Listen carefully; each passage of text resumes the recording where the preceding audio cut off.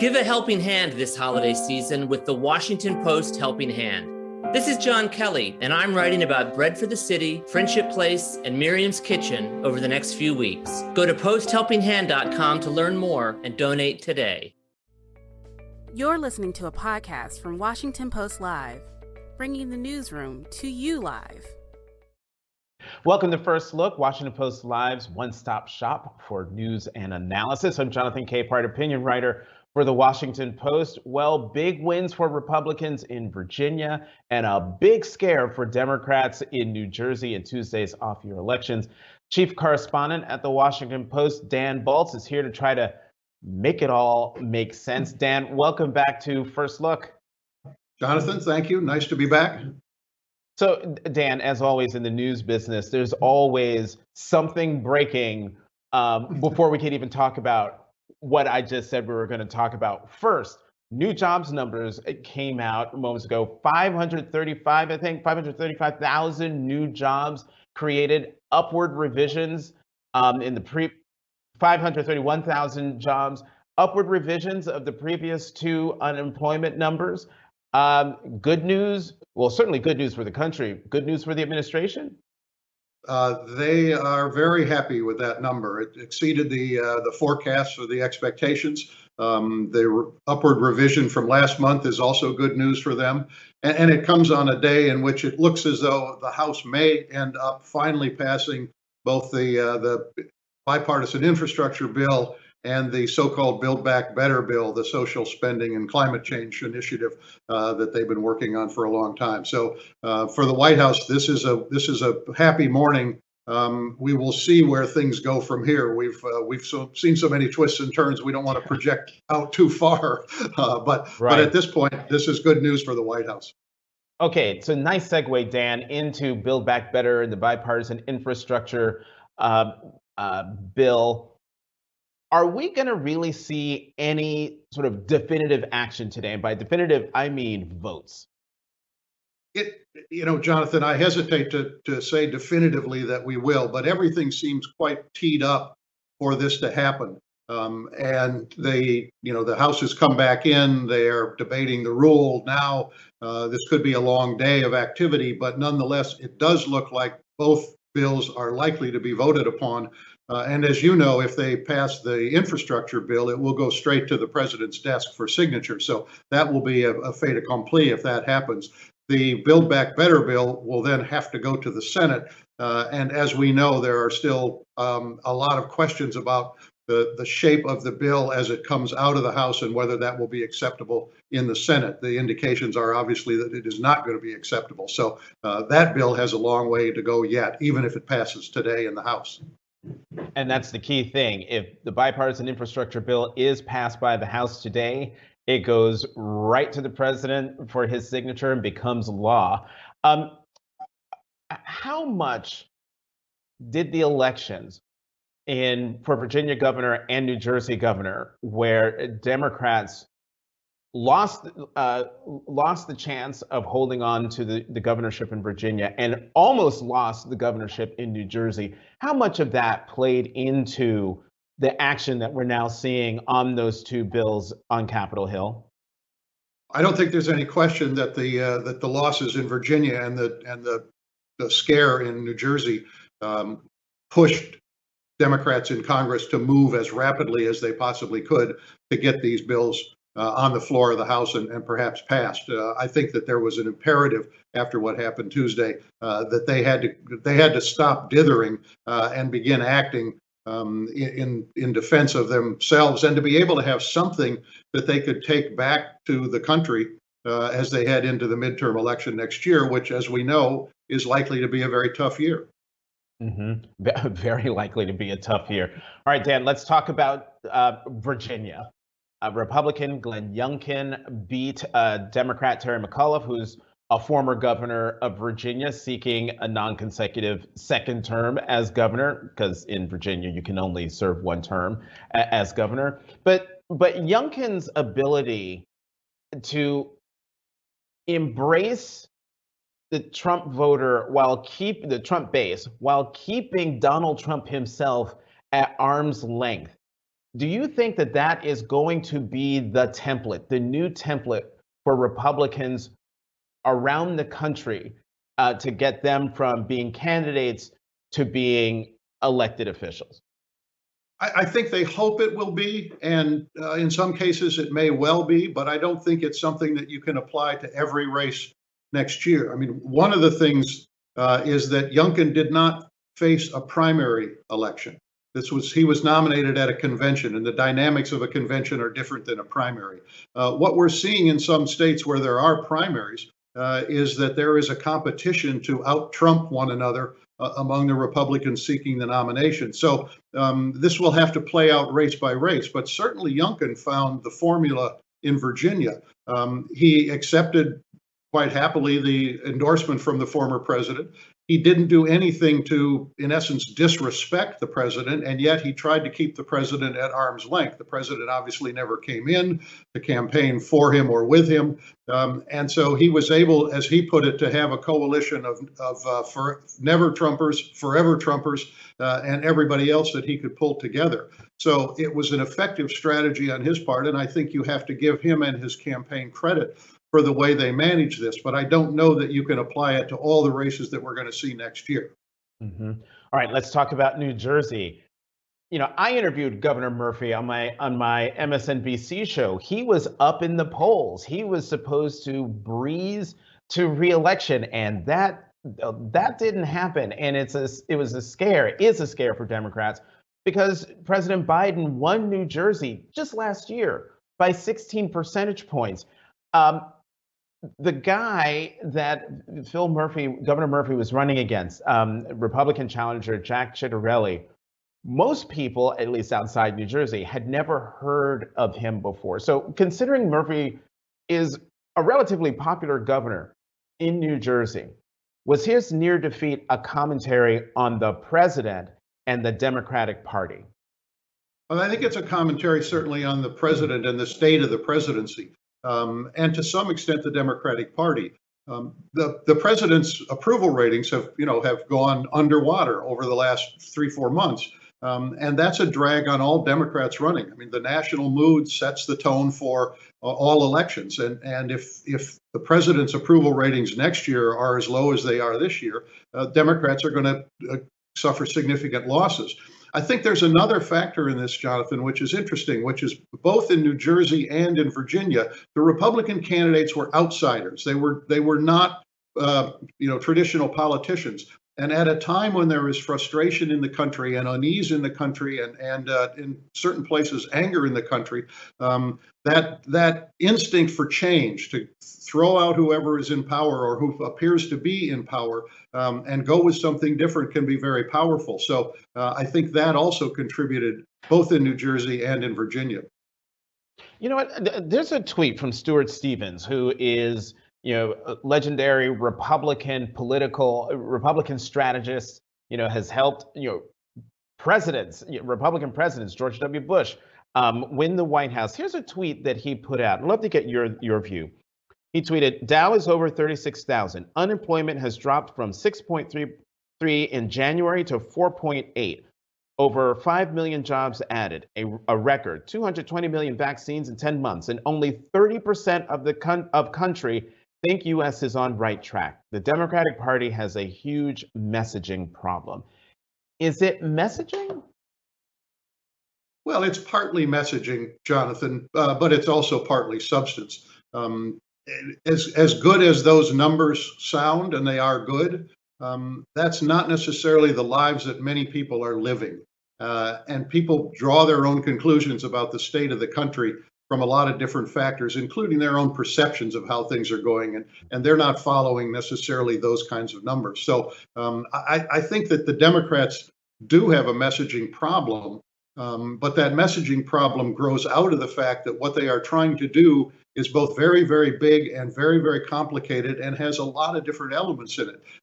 You would be hard-pressed to sum up what is in that Build Back Better bill, which is why the president always talks about it as the Build Back Better bill, as opposed to the child tax credit bill or the universal pre-K bill. All of those things are individually popular, but it's hard to develop a clear message on that.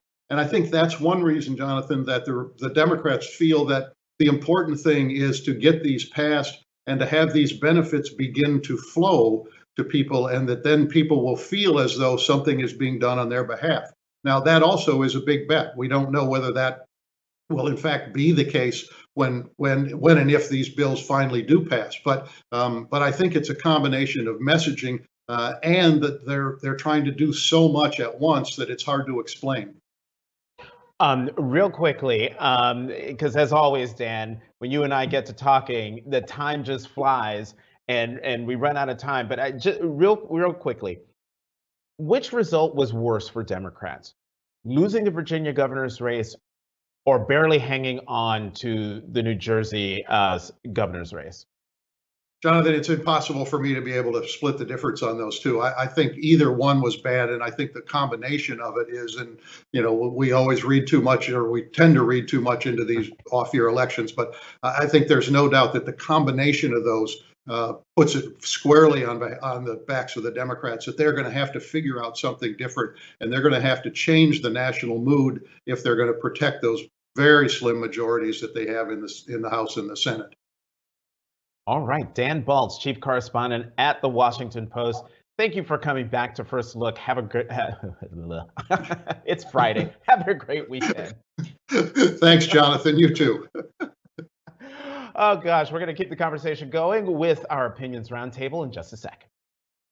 Let's go to the opinion side of the Washington Post, where we will find my colleagues, Donna Edwards and George Will. Donna, George, welcome back to First Look. Glad to be with you. Great to be with you. So, George, since you're fighting with the sun, let me start with you. Let me get your view on the big jobs number that just came out this morning. 531,000 jobs added to the economy, bigger than what the economists had forecasted. Good news for the country. Good news for the president. It's good news for the country, certainly, and partly, I think, companies, Walmart and others, are gearing up for the Christmas season. Some of these may be temporary, but that doesn't matter. The jobs are there, and we should all rejoice.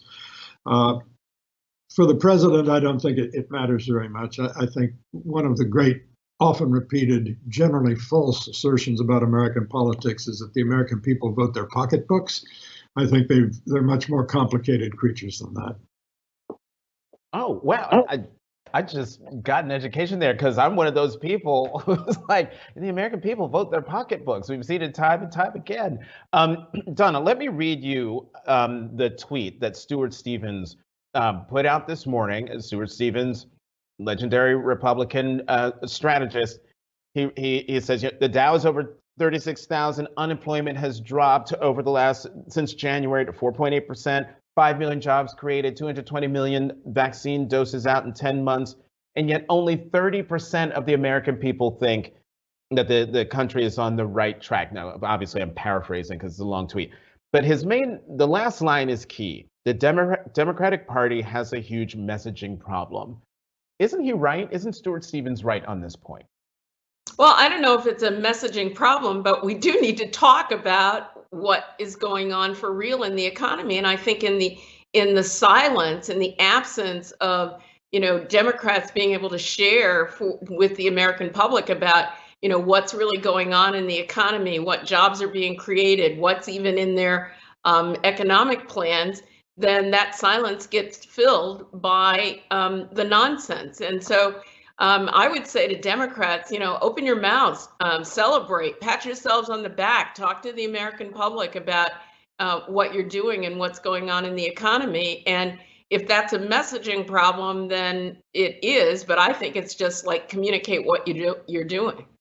And so then the action that seems to be happening on the Hill when it comes to Build Back Better, but also the bipartisan infrastructure plan bill. Do you think that if they actually vote on both those things, but particularly infrastructure, because if the House votes on it and passes it, it goes right to the president for his signature and becomes the law of the land, is that essential to talking about what the administration is doing? or what Democrats Well, are I'd doing? rather talk about, I think it's important to talk about what's in it. So for example, if you're a parent in my state of Maryland and you're getting pre-kindergarten, you're probably saving $15,000 a year back into your pocket that you would otherwise pay for childcare. And I think it's going to be important to make sure that Americans really know what they're getting. I mean, what was the value of all of this fight if you're not going to share with the American people what's in it? I only wish that this Friday, where there's going to be a vote on infrastructure, it goes to the president's desk. There's going to be a vote on the social safety net programs. We have good jobs numbers. This Friday should have been last Friday going into Tuesday's election. All right, so let's talk about Tuesday's election, and I'll start with you, George, but I would love to get both of your takes on the results in Virginia and the votes in New Jersey. George, you go first. Well, New Jersey, I think, expressed a kind of general dyspepsia on the part of the American people who, again, you can quote all your jobs numbers you want. They do not believe the country's on the right track. In Virginia, clearly education was a great issue. And I think Donna wants the Democrats to open their mouths and defend their accomplishments. I think a section of the Democratic Party, the dominating faction, the progressive faction, the tone-setting faction, should close its mouth. I think when people are hectored incessantly and by Democrats saying the country you love is not lovable, it was founded in racism, it's still steeped in racism.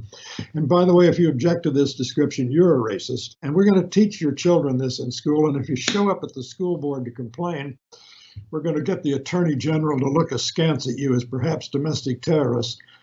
This turns off a lot of people, makes them irritable to be told this.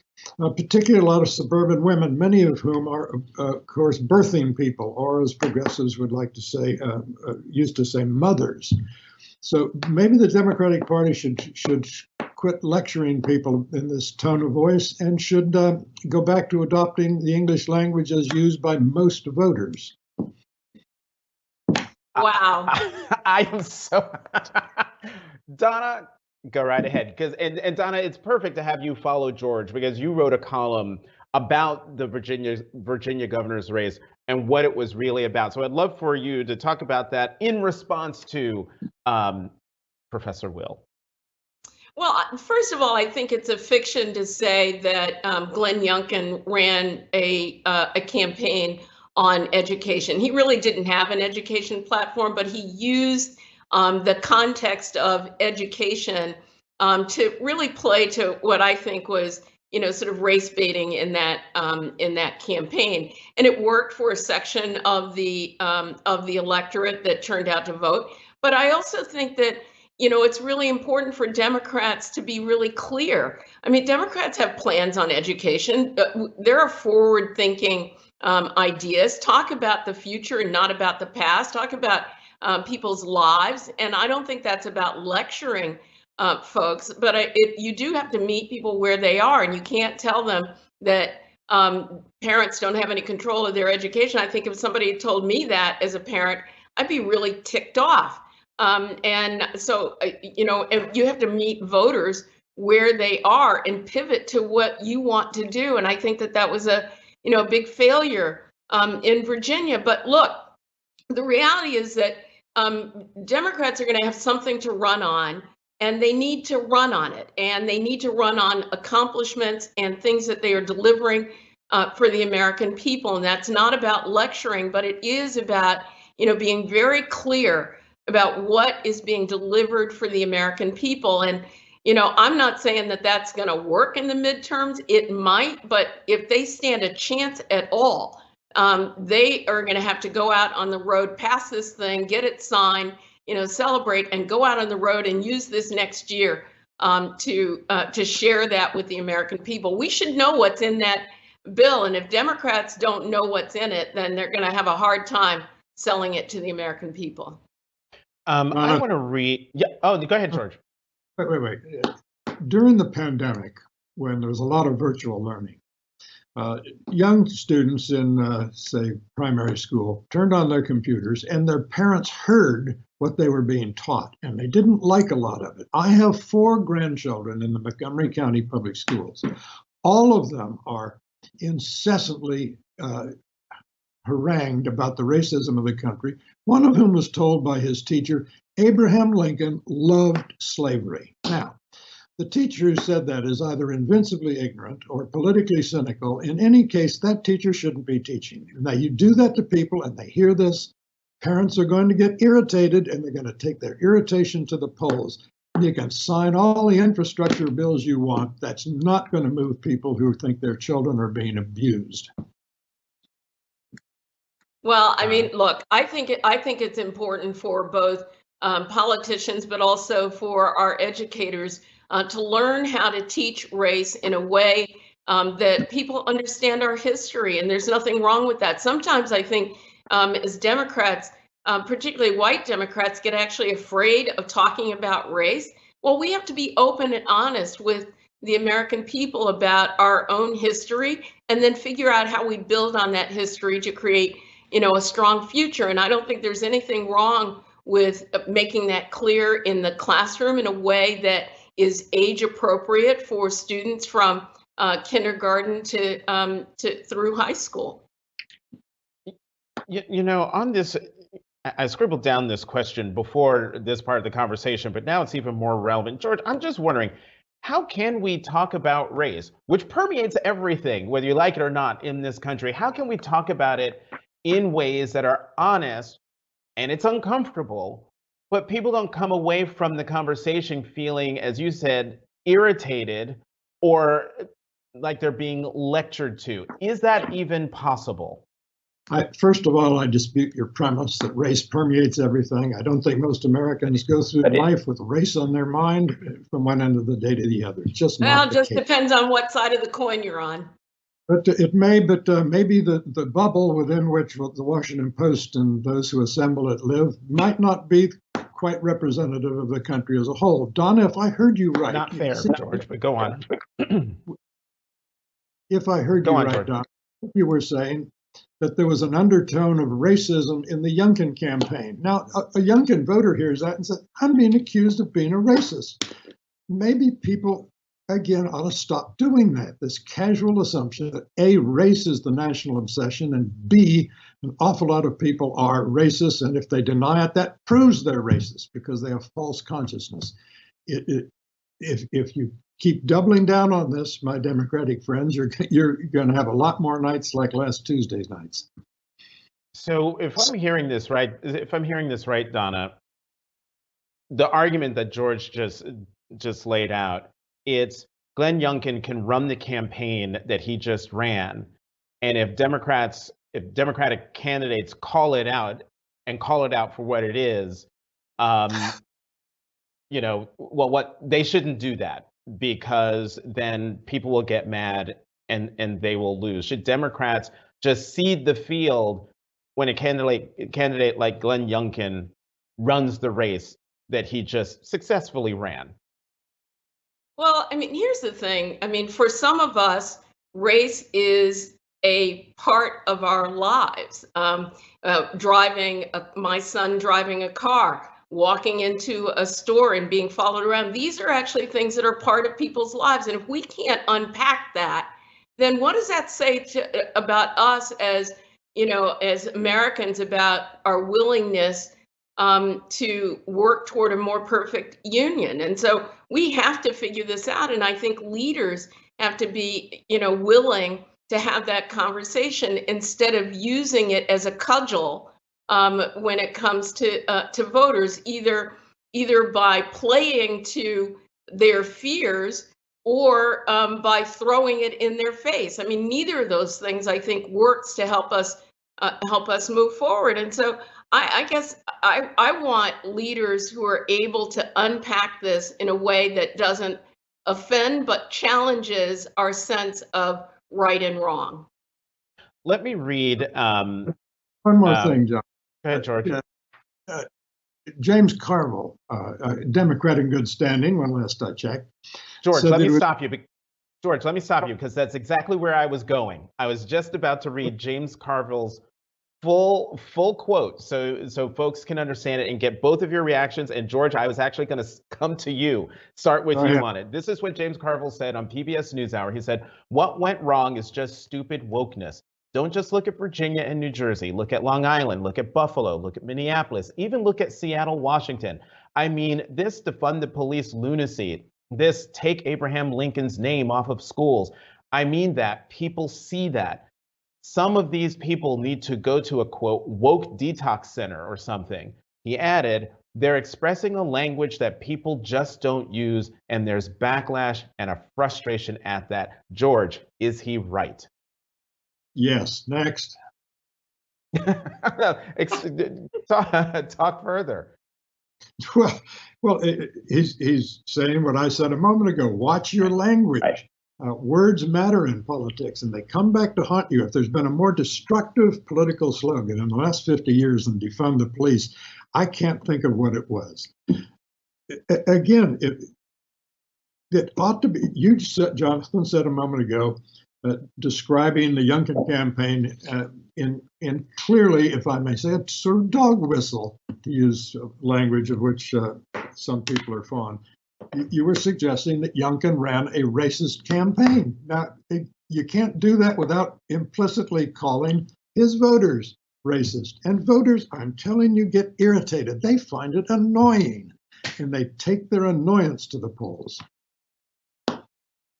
I don't think I was whistling at all. Look, Donna, I actually think that. Wait, Donna, the question to you is, and you can respond, is James Carville wrong? I don't think he's right.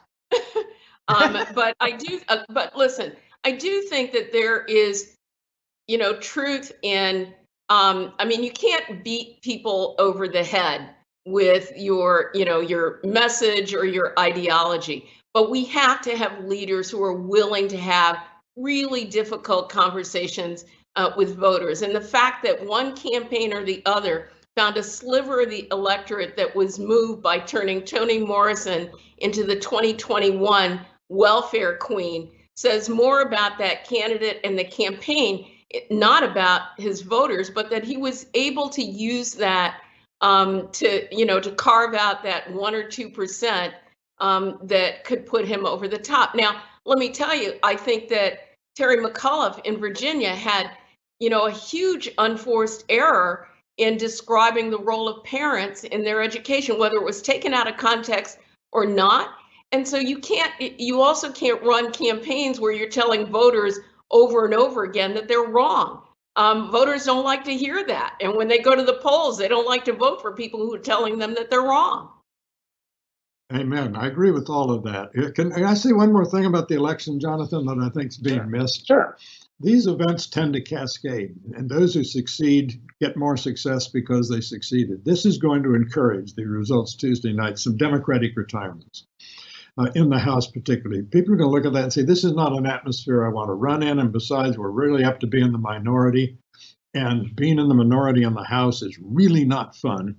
Furthermore, this is going to help Republican recruitments for the Senate. They are particularly interested in trying to entice 3 Republican governors into running for the Senate: Hogan in Maryland, Sununu in New Hampshire, and Ducey in Arizona. If one or more of them is encouraged to and makes the decision to run, that will be one of the really consequential reverberations of Tuesday night. And so it's already a foregone conclusion for a lot of people that the Democrats are going to lose control of the House in the 2022 midterm elections. But should Democrats, because of Tuesday's elections, should they start worrying that the Senate now is not just in play, but could also go the way that the House is presumed to be going?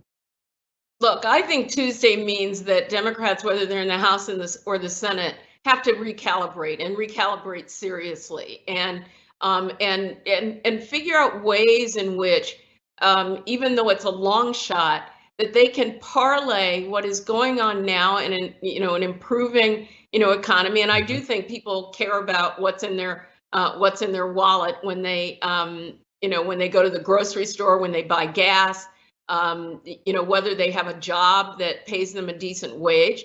And if Democrats can't take what they've done over this last year or what they will complete doing this year and parlay that into the election, then yes, there are going to be losses. But, I wouldn't count them out yet, but history is not in their favor.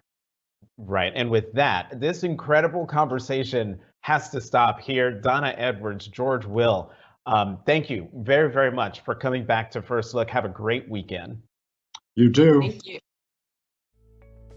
Thanks for listening. For more information on our upcoming programs, go to WashingtonPostLive.com. Give a helping hand this holiday season with the Washington Post Helping Hand.